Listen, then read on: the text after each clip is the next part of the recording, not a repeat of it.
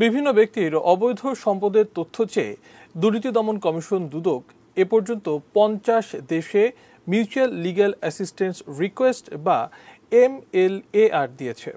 দুদকের সিনিয়র সচিব মোহাম্মদ দিলওয়ার বখত জানিয়েছেন, দুর্নীতি অনুসন্ধানে বড় ভূমিকা রাখে এমন কার্যক্রম। তাহিদ সৌরভ জানাচ্ছেন বিস্তারিত।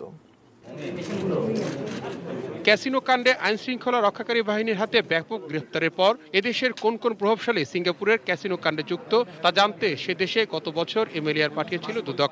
এর আগের বছর দুদকের পক্ষ থেকে মার্কিন যুক্তরাষ্ট্রেও সাবেক বিচারপতি জয়নুল আবেদিনের সম্পদের তথ্য চাওয়া হয়।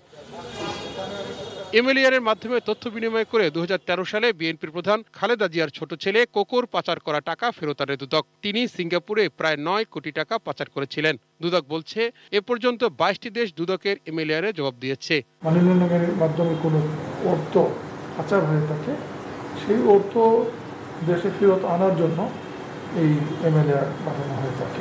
আমরা 50টা দেশের মতো পাঠিয়েছি এবং আমরা 22টা দেশ থেকে ইতিমধ্যে জবাব পেয়েছি। তিনি জানান, শুধু বাংলাদেশই বিদেশের কাছে তথ্য চায় না, পৃথিবীর বিভিন্ন দেশও দুদকের কাছে তথ্য চেয়েছে।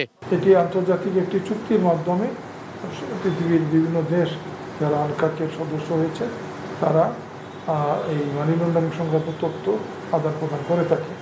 তো সেই হিসাবে আমাদের দেশে 60টি দেশ থেকে আমরা MLAR পেয়েছি। দুদক জানিয়েছে, পাঠানোর জন্য আরো বেশ কিছু MLAR প্রস্তুত রয়েছে। MLAR প্রয়োজন, এটা তো একটা চলমান প্রক্রিয়া। তাহিদ সৌরভ, ATN নিউজ, ঢাকা।